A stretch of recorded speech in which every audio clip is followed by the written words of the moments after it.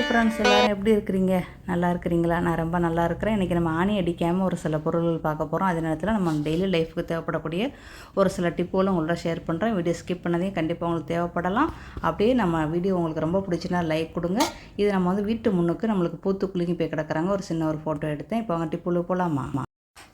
நம்மளுடைய பூட்டு சமயத்தில் வந்து ரொம்ப பழைய பூட்டாக இருந்துச்சு அப்படின்னா நம்மளுக்கு வந்து திறக்கிறது பூட்டுறது ரொம்ப சிரமமாக இருக்கும். லேஸ்லேயே அது வந்து வராது. அந்த மாதிரி பிரச்சனைகள் நம்மளுக்கு இருக்கும். பூட்டும் பழசு தான், சாவியும் பழசு தான், எல்லாமே பழசு தான். இது ரொம்ப நாளாக அந்த பூட்டை நான் யூஸ் பண்ணிக்கிட்டு இருக்கிறேன். ரொம்ப கஷ்டமாகவே இருக்கும், பூட்டுறதுக்கு திறக்கிறதுக்கு ரொம்ப சிரமமாக இருக்கும் எனக்கு. அதுக்காண்டி ஒரு சின்ன ஒரு டிப்பு, நம்ம வந்து யூஸ் பண்ண சோப்பு, குளியல் சோப்பு எது இருந்துச்சுன்னா சின்ன ஒரு கட்டி எடுத்துக்கிறோங்க. யூஸ் பண்ணாத கட்டியாக இருந்தாலும் ஓகே தான், ஒன்றும் பிரச்சனை இல்லை. சோப்பு, குளியல் சோப்பு நம்மளுக்கு வேணும், ஒரு சின்ன ஒரு துண்டு வேணும். அதில் அந்த சோப்பை வச்சு நல்லா இது பண்ணி விடுங்க. இது பண்ணி விட்டுட்டு ஒரு திறப்பில் உங்களுக்கு ஒழுங்காக வராது, ஒரு 2-3 தடவை இந்த மாதிரி செஞ்சிங்கன்னா உங்களுக்கு நல்லா பூட்டும், நல்லா திறக்கும். இது கிட்டத்தட்ட உங்களுக்கு ஒரு 6 மாதம் வரைக்குமே அந்த பிசு தன்மை இருக்கும்னு நினைக்கிறேன். கண்டிப்பாக செஞ்சு பாருங்கள், ஓகே? நான் வந்து இது ஒரு தடவை தான் செஞ்சேன். இந்த வீடியோ எடுத்து ரொம்ப நாளாச்சு, ஆனால் இன்றைக்கி வரைக்குமே எனக்கு நல்லா தான் இருக்குது. ஓகே, கண்டிப்பாக நீங்களும் செஞ்சு பாருங்கள். உங்களுக்கு இந்த மாதிரி ஒரு பிரச்சனை இருந்துச்சு அப்படின்னா உங்கள் புட்டுக்கு நீங்கள் வந்து எப்படி செஞ்சுக்கிறங்க, ஓகே? இப்போ அதே மாதிரி தான் நம்ம கதவு இடைக்கல, நான் ஏற்கனவே இந்த வீடியோ போட்டிருக்கிறேன்னு நினைக்கிறேன். கதவு இடைக்கல வந்து நம்மளுக்கு கிச்சு கிச்சு கிச்சுன்னு சத்தம் வரும்.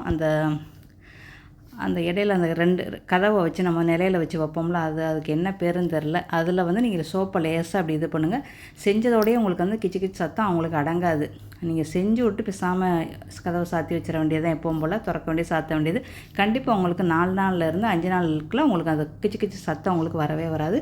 கண்டிப்பாக அந்த சோப்பை வச்சு செஞ்சு பாருங்கள், உங்களுக்கு ரொம்ப ஒரு பயனுள்ளதாக இருக்கும். ஓகே, இப்போ வாங்க அடுத்த டிப்புளு போகலாமா? 3வது டிப்பு பார்ப்போம். நம்ம அடுப்பு வந்து இந்த மாதிரி ஓட்டை மாதிரி வச்சு பதிச்சு இது பண்ணி வச்சுருக்குறோம். அது அடுப்பு நம்ம கெட்டு போச்சுன்னா நம்ம வந்து பதிக்கலாம் இல்லை, அந்த ஓட்டை அந்த அளவு கரெக்டாக அடுப்பு அளவு கொடுத்து நம்ம காங்கிரீட் கரவுட்டை கட்ட சொல்லியிருப்போம். அப்போ நம்மளுக்கு அடுப்பு வந்து திண்டு மேலே இருக்காது, திண்டு உள்ளுக்குள்ளே இருக்கும். அது நல்லா நம்மளுக்கு பார்க்குறதுக்கு நல்லா அழகாகவும் இருக்கும். அது கீழே அந்த தட்டு வந்து நம்மளுக்கு வேஸ்ட்டாக தானே கிடக்குது அடுப்பு கீழே. அந்த தட்டில் வந்து நான் வந்து ஒரு பிளாஸ்டிக் அரிசி பை, தூக்கி போடுற அரிசி பை தான் மாட்டி வச்சுருக்கிறேன், போட்டு வச்சுருக்கிறேன். இதில் ஆன்லைனில் கூட விற்கிறாங்க. நீங்கள் அந்த தட்டுக்கு தக்கன நீங்கள் வந்து ஏதாவது பேப்பர் கூட வாங்கி கூட நீங்கள் ஒட்டலாம், இல்லை பேப்பர் கூட நீங்கள் விரிச்சுக்கலாம், அது உங்களுடைய விருப்பம். அப்போ நீங்கள் வந்து பொருள்கள் நல்லாவே அதில் வச்சுக்கலாம், மாவு இதெல்லாம் நீங்கள் வச்சுக்கலாம். அடுப்புக்கு கீழே உள்ள அந்த தட்டில் வந்து நம்ம வந்து மாவு, தோசைக்கல், ஆப்பச்சட்டி இதெல்லாம் நீங்கள் வச்சுக்கலாம். அது கீழே வந்து அரிசி என்ன வேணுமோ நீங்கள் வச்சுக்கலாம், உங்கள் யூசர்ஸ்க்கு என்ன வேணுமோ. அது நல்லா அந்த அரிசி பேக்கினால அது நல்லா நம்ம தொடச்சும் விட்டுக்கரலாம், அப்பப்போ துணியை வச்சு தொடச்சிக்கரலாம். அப்போ நம்மளுக்கு வந்து சுத்தமாகவே இருக்கும்.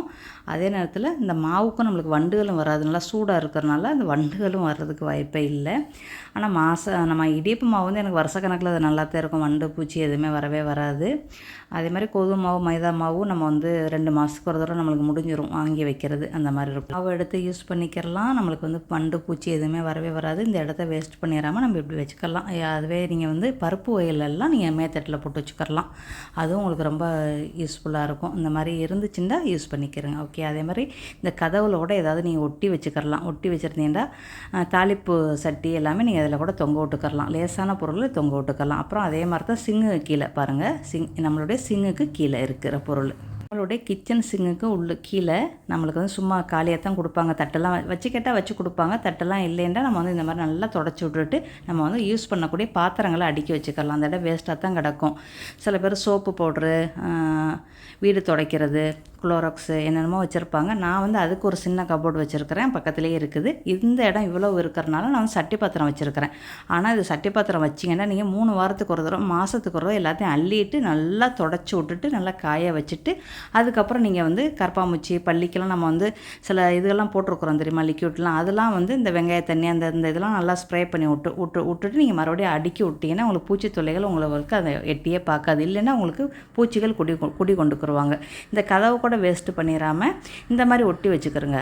ஒட்டி வச்சு நம்ம பொரிஞ்சட்டி, பால் சட்டி எல்லாமே நீங்கள் அதில் தொங்க விட்டுக்கரலாம். நம்மளுக்கு கதவு சாத்துறதுக்கு நான் டிஸ்டர்ப்லாம் பண்ணாது, ரொம்ப நல்லாயிருக்கும். ஆனால் ரொம்ப கனத்த பாத்திரத்தை தொங்க விட முடியாது. இப்போ வாங்க அடுத்த டிப்புல போகலாமா? கண்டிப்பாக உங்களுக்கு இந்த டிப்பு ரொம்ப யூஸ்ஃபுல்லாக இருக்கும்.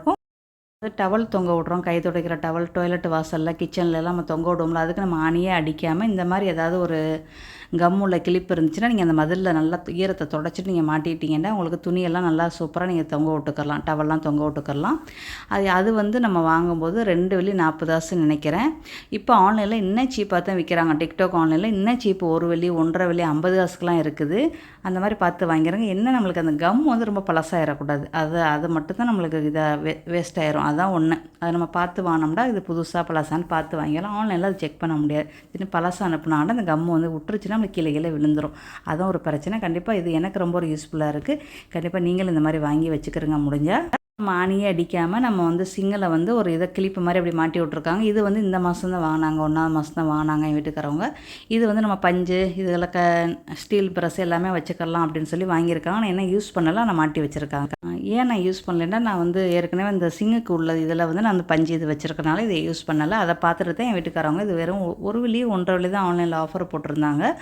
அப்போ வந்து என் வீட்டுக்காரவங்க இதை வாங்கி மாட்டி வச்சுருக்குறாங்க. சரியா, இது இப்போ புதுசு. ஓகே, இப்போ கட்டுறது ரொம்ப ரொம்ப பழசு. இது வந்து நம்ம டாய்லெட்டில் வந்து ஷேம்பு, ப்ரஷ்ஷு, டூத் பேஸ்ட்டு, அதுக்கப்புறம் முகத்துக்கு கழுகுறது, சோப்புகள், டாய்லெட்டு க்ளீன் பண்ணுற இது எல்லாமே நம்ம வந்து இந்த ஒரு இதுக்குள்ளே வச்சுக்கிறலாம்.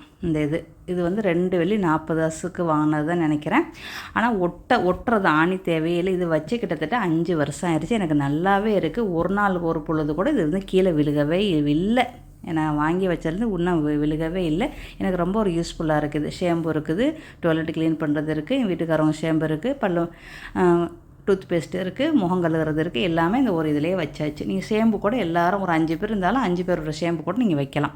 எனக்கு ரொம்ப ஒரு யூஸ்ஃபுல்லாக இருக்குது. நீங்களும் இந்த மாதிரி உள்ள பொருளை பார்த்து செக் பண்ணி வாங்கி வச்சுக்கிறங்க. நம்ம முதல்ல ஆணி அடிக்க வேண்டிய அவசியம் இல்லை டாய்லெட்டில்.